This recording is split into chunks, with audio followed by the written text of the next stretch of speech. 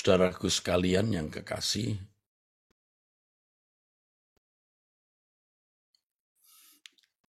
ketika kita tidak merindukan Tuhan, tidak sungguh-sungguh merindukan Tuhan, itu berarti kita tidak layak menjadi mempelai Tuhan. Artinya bukan mempelai Tuhan, saudaraku. Sebab kalau kita benar-benar menjadi mempelai Tuhan Yesus maksudnya, kita akan sungguh-sungguh merindukan Dia. Nah, kita harus jujur memeriksa diri kita.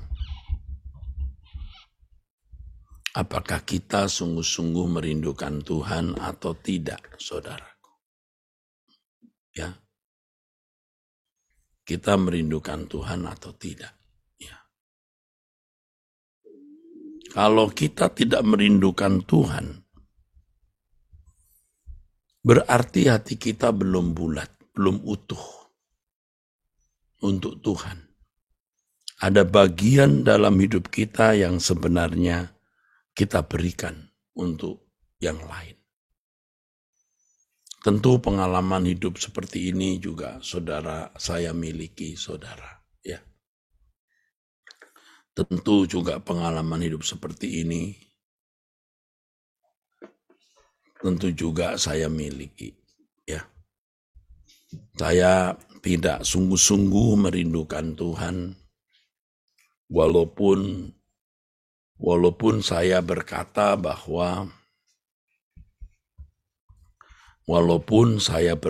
bahwa saya merindukan Tuhan, padahal hati saya tidak merindukan Tuhan sepenuhnya. Belum tentu ada 50%. Jangan-jangan hanya 10%, jangan-jangan hanya 15%. Karena ruangan hati kita isi dengan yang lain, ada keinginan-keinginan, ada hasrat-hasrat untuk yang lain, dan biasanya hidup kita tidak benar-benar bersih. Ya memang kita tidak melakukan pelanggaran moral seperti mencuri, membunuh, berzina dalam ukuran umum ya, dalam standar umum. Tetapi kita tidak benar-benar memiliki hati yang bersih, hati yang tulus, hati yang mengasihi Allah, mengasihi orang lain dengan setulus-tulusnya. Kita masih diam-diam senang dipuji, dianggap penting, puas bisa membalas dendam. Ya saudara, walaupun dalam bentuk-bentuk kecil yang kadang-kadang juga tidak kelihatan di mata manusia. Nah, kalau kita mau benar-benar bisa merindukan Tuhan, dan sekaligus kita menjadi anak kesukaan Tuhan, kita harus berani berkomitmen, saudara, untuk hidup suci. Untuk hidup tidak bercacat, tidak bercela. Jadi kita harus berani nekat. Ya. Ibarat kita disuruh lompat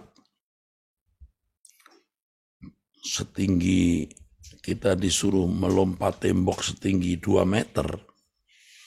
Padahal kita hanya bisa melompat setinggi 40 cm atau 50 cm atau paling tinggi 1 meter. 2 meter kita harus melompat, kita lompati, saudara.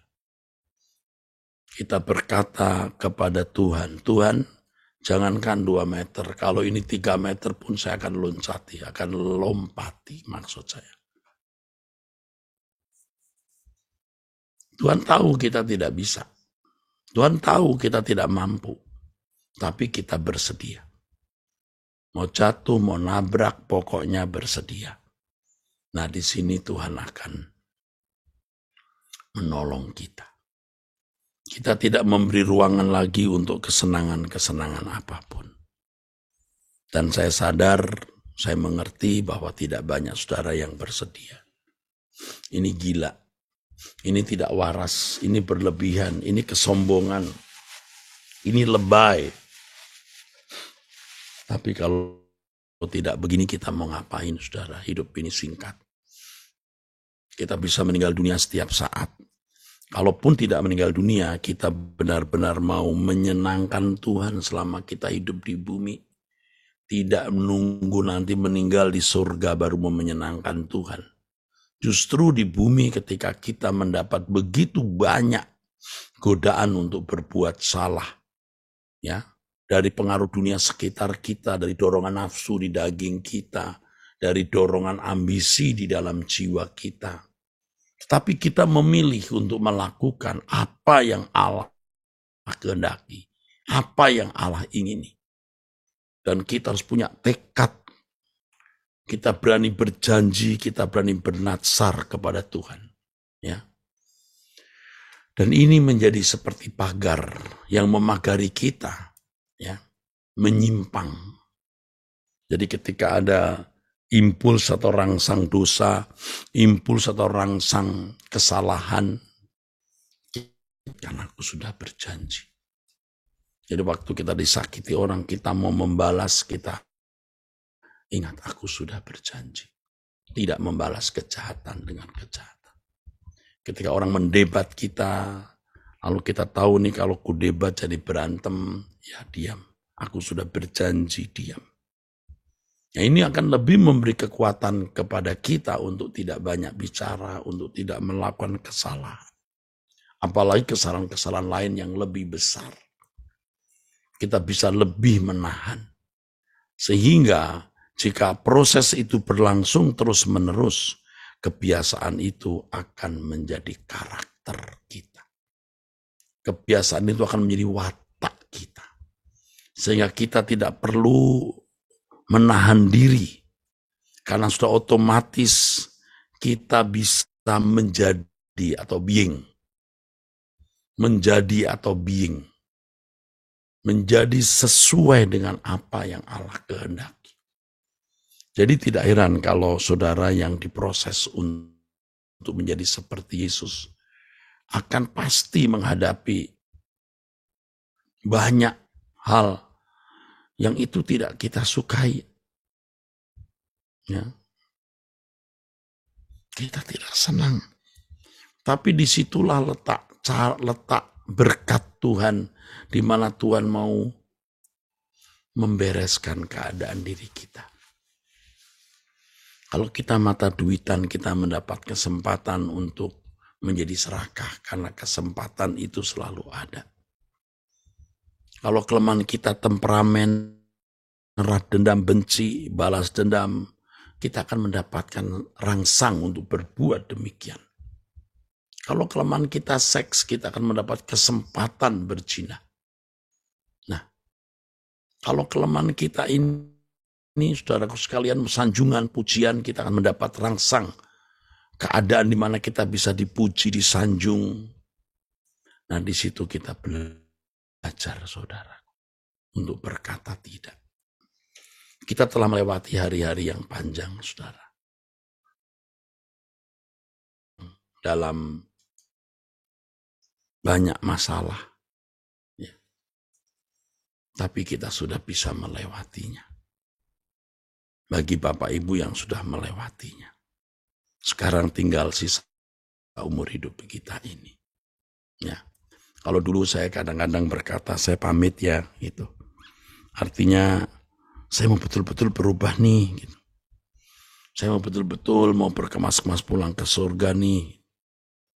Ya, karena walaupun pendeta juga masih ada hati untuk menikmati dunia, saudara.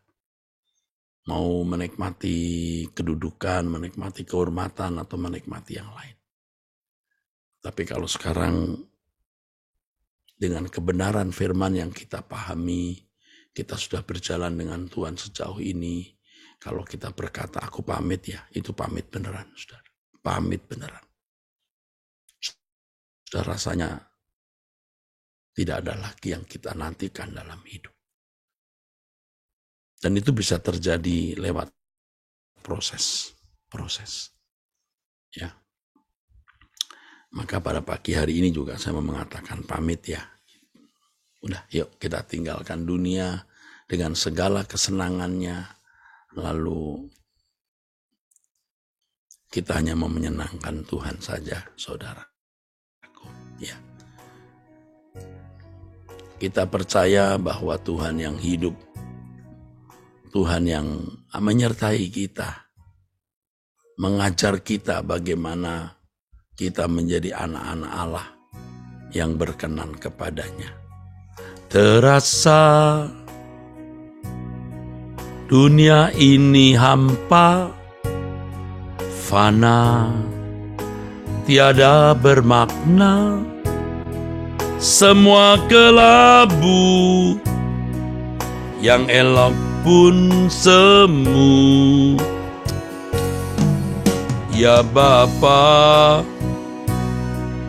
nyalakan nafasku seperti pada putramu, torehkan kisah jejak anak Allah di hidupku. Di hamparan, di hamparan padang kehidupan, ku rajut senyummu. Perjalanan ini walau dalam bara, mengukir permata, direngkumu rencana jiwaku, tembangkan rinduku. Di tepi kitaku, ku gapai madumu, belakang langit biru. Di hamparan, di hamparan padang kehidupan, ku rajut senyummu Bapa. Perjalanan ini walau dalam bara, mengukir permata, direngkumu rencana jiwaku, tembangkan rinduku. Di tepi kitaku, ku gapai madumu, belakang langit biru. Bapa, terima kasih untuk pertemuan ini. Kami akhiri doa pagi ini Bapa, dalam nama Tuhan Yesus Kristus. Amin. Sampai jumpa saudara sekalian di waktu mendatang.